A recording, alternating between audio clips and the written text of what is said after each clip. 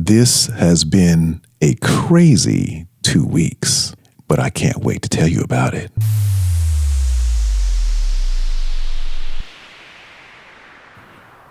You're listening to the Master Your Lens podcast, episode 133.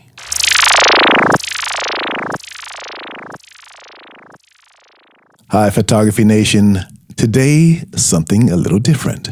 No intro music, no introduction. We're diving right in. First of all, maybe you noticed I missed last week's podcast. Maybe you're wondering why. Last week, I was at the Eddie Adams workshop. Now, I'd planned to do the podcast while I was at the Eddie Adams workshop. I thought, okay, we'll do the workshop during the daytime, and then at night, I'd come back and do the podcast. Well, what I didn't understand is this workshop, it goes all day and it goes all night. Now, I'd heard it's very intense. I'd heard you get no sleep. But I'm used to being up late, working long hours. But still, I was not prepared for this. By late, I thought it would end around 10, maybe 11. I had no idea it would end around 2, and you're in bed by 3, and then up again at 6 to be on the farm by 7. It was intense. What I didn't understand, however, is that you'd have no time to do anything else. Not even a podcast. Check social media. Check your email. Because also on the farm, there's horrible cell service, so no one can get a connection. Service is almost impossible to get. And in this environment, that's actually a good thing. So all the students can concentrate on work and their assignments. The schedule was intense. Every day, we'd start early in the morning, and we'd end late at night, around 2 a.m. That's right, 7 o'clock in the morning, all day, all night, until sometimes 3 a.m. every single day. It was an intense experience, one that I will never forget, and one that I must share with you. In episode 132, I shared what I thought the workshop would be like, but it was nothing compared to being there. Hands down, the Eddie Adams workshop is the most incredible photographic experience I have ever been a part of. Was it exhausting? Yes. Was it intense? Yes. Would I do it again? Absolutely. Because when you think about a workshop, you have a picture in your mind of what that experience is. But this workshop is unlike any other I've ever been to. I wouldn't actually call it a workshop. Even to call it a boot camp, it does it no justice. You see, the Eddie Adams workshop, it's not really a workshop. It's really on-the-job training with the addition of stress, pressure, and deadlines. Oh, and then on top of that, competition. The students are under pressure to perform, to shoot amazing images based on a story, based on a theme.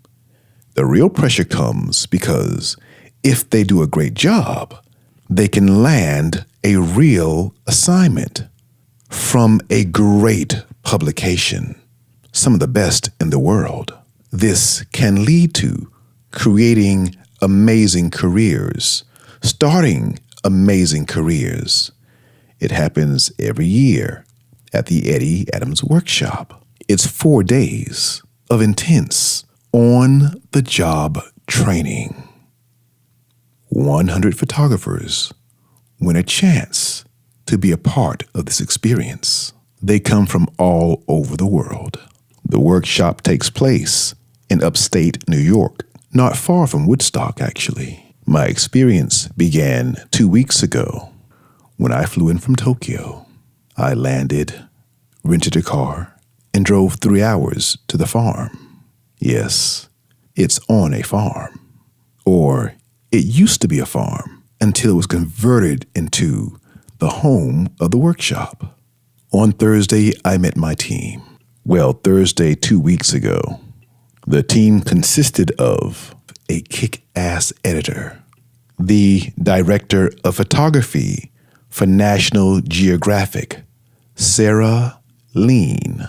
Also, an equally talented technician, John Makeley from NBC. And then a producer extraordinaire, Josh Ritchie, the miracle worker. And then, of course, yours truly. The four of us made up one of 10 teams. The day before the workshop began, we all met in person for the first time, got to know each other, and then were told to get what would be our last real night of sleep before Friday morning. On Friday, everything changed and the work started. We began by reading over a synopsis of each student and looking over their work once again, looking through their portfolios. We read a questionnaire where they're all asked what they do well and what their biggest fears are. What's their strength? What's their weakness?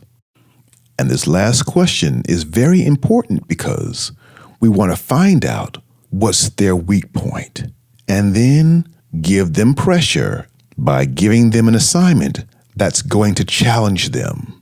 You see, to grow, we all need pressure. It's like a diamond. To create that diamond, you need pressure, and that's what we're there to do. Give pressure and hopefully create the next generation of superstar photographers. It's not supposed to be easy. If it were easy, anybody could do it. After reading about each student and looking over their work again, we decided which student would receive which assignment. We had 10 assignments, all based off of one theme. Our theme for our team was gender and identity. Gender and identity. How would they feel about the assignment? And how would they cover the assignment? What type of images would they create? Our producer found 10 different subjects, all based off of the theme, gender and identity. We sat down and assigned each student with an assignment, one that would be challenging for them, one that would take them out of their comfort zone. The creative team went over every detail, and then we waited for all the students to arrive. All of the students arrive in New York City. Then they come up to the farm on buses provided by the workshop. When they arrive, the welcome is something I've never experienced before. Right away, from the moment they first set their foot down on the farm, they know they are in for a very different experience. Their first moment on the farm is spent hearing several different lectures. Then they meet the 4 creatives that make up the team, and we begin the breakout sessions. They hear the theme for the first time. They meet the other students in their team, and they hear their assignment for the first time, specifically assigned to them. The rest of the day is all about pre-production, preparing for their assignment. They hear more presentations by different photographers different art directors, different creatives. The next 2 days will be spent with them in the field shooting their assignment.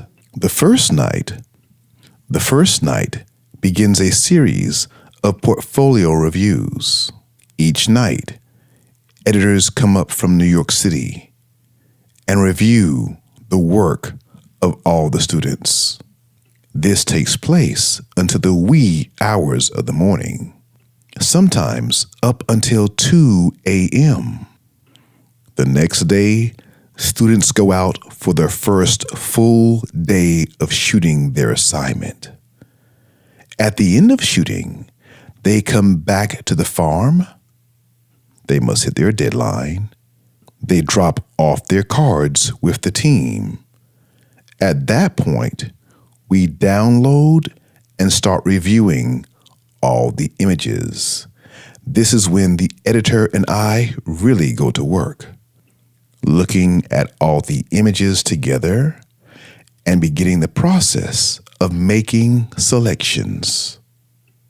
Now, I'm with one of the best photo editors in the business, the photography director of National Geographic. So for me too, this was an incredible experience to sit side by side with Sarah Lean and watch her edit, watch her thought process and how she looks for a story, to see if they are shooting a story or just shooting pretty pictures. I've been a photographer for over 30 years, but I've never sat beside an editor and watched them do their thing. To sit and watch Sarah Lean go through the process of editing, and by edit I mean make selections, was an experience like nothing else I've ever seen. Again, this was not a workshop. It was on-the-job training. It was really quite amazing to see, and something I wish every photographer could experience. After 2 full days of shooting, returning by the deadline, downloading images, sitting and editing with Sarah, going to portfolio reviews, and then having one-on-one consultations, and then followed by group consultations with the entire team. We had 10 incredible stories. Then the real work began, putting it all together to do a gigantic presentation at the very end of the workshop. All 10 teams presenting the work of all 100 students as one gigantic group. And then the top photographers in that 100 receiving assignments from the best publications in the industry. I'm talking about the New York Times, Washington Post, LA Times, Reuters, and other great publications. And yes, even National Geographic. By the end, we were all exhausted, but it was an incredible experience. One that I will never forget, but hope to experience again. The final night ended around 2 a.m. again, and many stayed up all night to celebrate and say their goodbyes.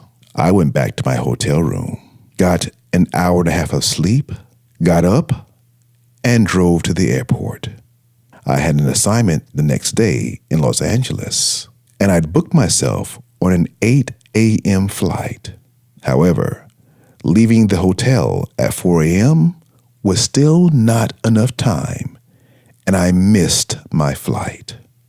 Now, by now, you know I travel quite a bit, so my status helped me get on the next flight as standby.